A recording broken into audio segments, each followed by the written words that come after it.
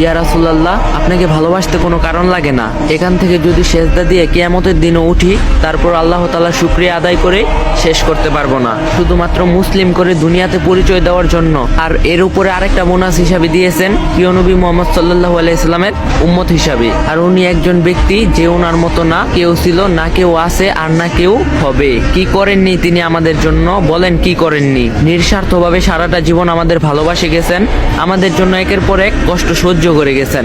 ইয়া রাসূলুল্লাহ সাল্লাল্লাহু আলাইহি সাল্লাম, আপনাকে ভালোবাসতে কোনো কারণ লাগে না, অন্তত আমি আপনাকে ভালোবাসি কোনো কারণ ছাড়া। ইয়া রাসূলুল্লাহ সাল্লাল্লাহু আলাইহি সাল্লাম, আপনাকে মাঝে মাঝে কিছু কথা বলতে মন চায়, কিন্তু বলতে পারি না, কারণ আপনি আমার থেকে অনেক অনেক দূরে। একজন মানুষ ক্রিকেট খেলা পছন্দ করে এবং একজন প্লেয়ারকেও পছন্দ করে, এবং সে হয়তো তার মতো হতে পারবে না, কিন্তু তার মতো খেলার চেষ্টা করে। ইয়া রাসূল, আপনি হলেন আমার জীবনের সিরাত। আপনার মতো হয়তো চলতে পারি না, কিন্তু যতটুকু সম্ভব চেষ্টা করি আপনার অনুসরণ করতে, আপনার মতো চলতে। আজ থেকে 1400 বছর আগে আপনি আমাকে ভাই হিসাবে গণ্য করেছেন। সকল সাহাবীদের সামনে বলেছিলেন, যদি আমি আমার সেই ভাইদের দেখতে পারতাম যারা আমার পরে আমাকে না দেখে বিশ্বাস করবে, আমাকে অনুসরণ করবে। 23টা বছর কষ্ট করেছেন, শরীর দিয়ে রক্ত ঝরিয়েছেন, না খেয়ে পেটে পাথর রেখেছেন, গালি খেয়েছেন, অজস্র যন্ত্রণা সহ্য করতে হয়েছে শুধুমাত্র এই উম্মতদের জন্য।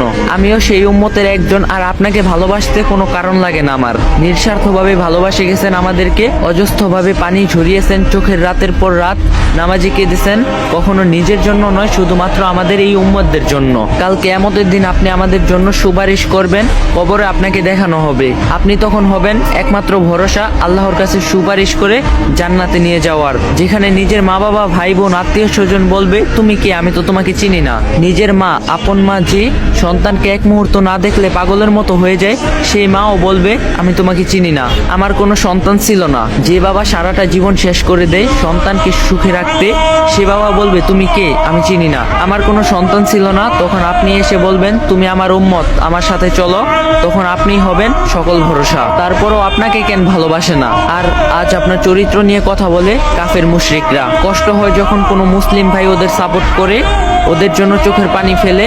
একজন কাফেরের মারা গেলে কিছু মুসলিম ভাইয়েরা যেভাবে কান্না করে, তারা নিজের জন্য কখনো আল্লাহর কাছে ক্ষমা চায়নি, ধিক্কার জানাই এদেরকে। এখনো সময় আছে, ফিরে আসুন সেই নবীজি সাল্লাল্লাহু আলাইহি সাল্লামের পথে, যে পথ মহান আল্লাহ তাআলাকে পাওয়া যায়। আর যে একবার আল্লাহ তাআলার রাসূলকে পেয়ে গেছে, তার জীবন আর কোনো কিছুর প্রয়োজন হয়নি। ফিরে আসুন আল্লাহর পথে। তো যদি ভিডিওটা ভালো লাগে, like comment share and copy link করে দিবেন, কারণ ভিডিওগুলো বানাতে অনেক কষ্ট হয়, অনেক।